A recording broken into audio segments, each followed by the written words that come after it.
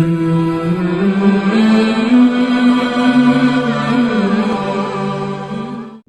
titipan pertanyaan dari teman terkait hadis yang kita baca tadi, hadis Arba'in Nawawi yang nomor 24 tentang ketentuan Allah, Ustaz.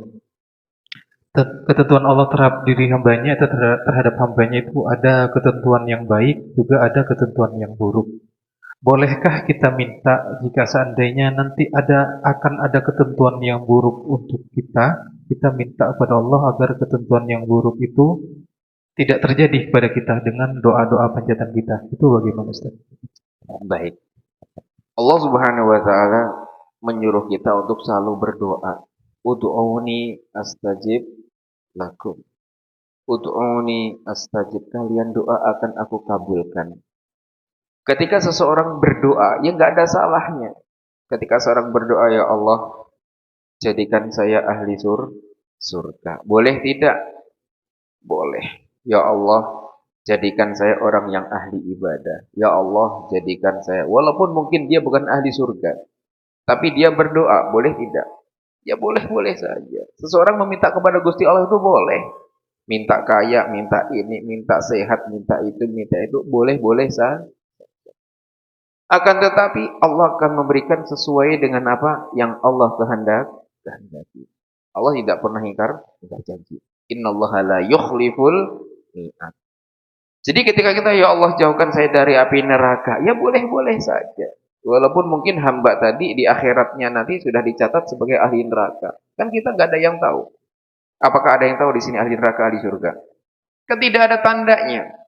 Ahli surga nggak ada tandanya, mungkin mukanya hijau juga nggak ada. Ahli neraka nggak ada tandanya, mukanya hitam juga tidak ada. Semua nggak ada tandanya. Terus bagaimana? Ya kita berbaik sangka kepada Gusti Allah. Kita sholat ya sebaik-baiknya sholat.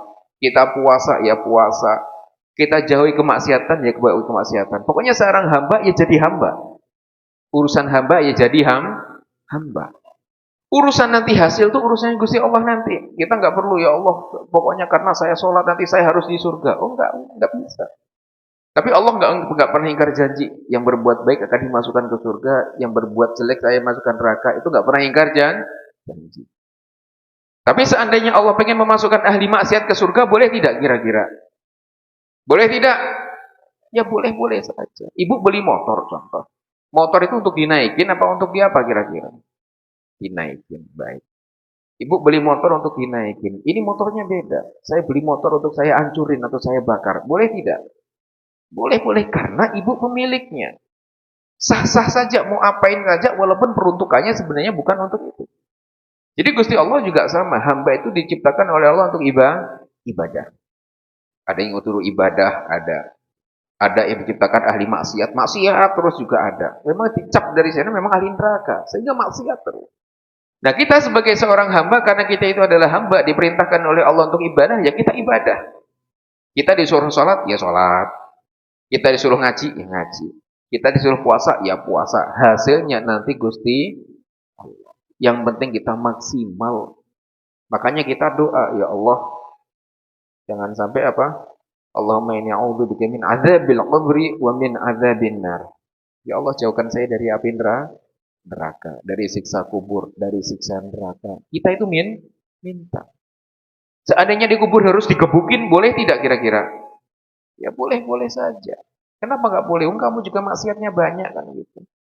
Jadi sah-sah saja. Artinya apa di sini? Kita minta yang baik. Kita husnudzon kepada Gusti Allah. Inna ana inda dzanni abdi. Aku itu seperti prasangka hamba. Makanya jangan pernah prasangka buruk sama Gusti Allah. Ada hamba yang suudzon terus sama Gusti Allah. Ya Allah, kamu ini nggak sayang ke saya. Baru kemarin sakit gigi, sekarang sudah encok. Kapan saya ini sembuhnya?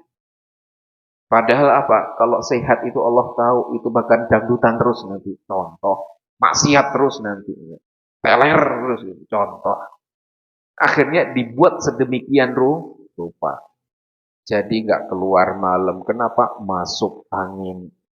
Karena Allah tahu kalau keluar malam-malam bahaya nanti. Makanya diselamatkan dengan caranya Gusti Allah. Tapi Allah kan nggak bilang-bilang. Makanya apa? Ketentuan Allah itu selalu baik buat hambanya. Nggak ada ketentuan jelek, itu nggak ada. Yang kelihatan secara manusianya kurang baik, secara manusiawi itu mungkin nggak cocok, Tapi pasti ada hikmah baiknya. Kenapa sih kok saya ini hidupnya susah? Mungkin kalau kaya kayak korun nantinya. Hah? Kayak korun tuh. Kalau masih uang pas-pasan agak nyut-nyutan ngajinya rajin. Tapi kalau sudah duitnya 100 miliar aja contoh. Kayaknya malam Rebu ini kemana? Oh saya lagi di Jakarta. Malam Rebu depan, oh saya di Bandung. Kenapa? Shopping. Ibu kemana? Oh saya lagi transaksi tanah. Ini kayak, oh saya lagi pembebasan lahan nih. Ibu ini lagi ini kan. Gak sempet ke musola. Disibukkan dengan urusan dunia. Makanya nggak ada yang nggak pas, semuanya pas. Makanya jangan pernah suudzon kepada Gusti.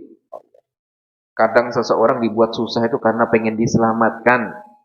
Biar cepat-cepat masuk surga. Yang lain dihisap sama Gusti Allah pertanyaannya karena banyak duitnya. Pertanyaannya nggak selesai-selesai di akhirat itu. Yang ini nggak punya duit cepet. Tahu-tahu udah nyampe depan dulu. Bu kok cepet duluan? Saya nggak banyak pertanyaan. Apa yang ditanya? Gaji berapa sehari? 10.000.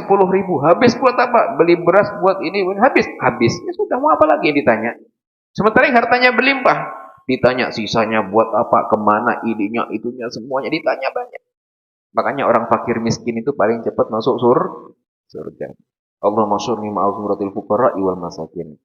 Makanya Kanjeng Nabi ketika doa itu pengen dikumpulkan nanti di akhirat itu sama barisan-barisan fakir miskin. Kenapa? Barisan fakir miskin itu gak banyak ditanya. Kalau jalan raya tuh ibaratnya dia tuh gak punya motor. Makanya kalau ada razia dia paling aman. Gak ditanya STNK, gak ditanya BPKB, gak ditanya helm. Ngapain ditanya orang saya gak punya motor? Yang jalan kaki masa ditanyain Pak mana STNK-nya? Kan tidak, karena gak ada yang dinaikin. Aman di jalan tuh.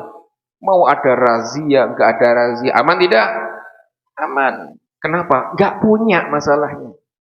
Makanya juga sama kalau orang gak punya, ya gak banyak ditanya. Orang gak punya anak, ya gak akan ditanya urusan dosanya anak. Karena gak pun. Sementara yang punya anak, banyak pertanyaannya urusan anak. Kenapa anakmu gak sholat? Kenapa anakmu gak puasa? Kenapa anakmu gak ini? Kenapa istrimu gak sholat? Kenapa suamimu gak sholat? Karena punya. Coba ibu-ibu gak punya suami. Contoh. Ditanya nggak kira-kira yang jomblo-jomblo itu tentang suaminya?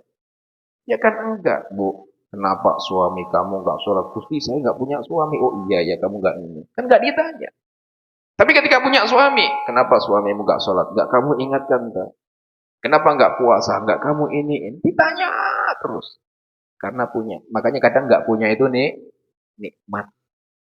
Nggak punya mobil, nikmat. Kenapa nggak mikirin BBM, nggak mikirin ini, nggak mikirin razia? Jadi apa di sini? Jadi Allah Subhanahu wa taala menjadikan apa? Kita itu boleh meminta apapun. Jadi minta yang baik, baik. Selebihnya serahkan sama Gusti Allah. Karena tugas kita itu hanya ibadah. Hasilnya biar Gusti Allah yang ngatur. Yang penting kita ibadah. Kita sholat sebaik-baik sholat, kita jaga mulut, kita jaga perilaku. Sudah, lebihnya Gusti Allah. Baik.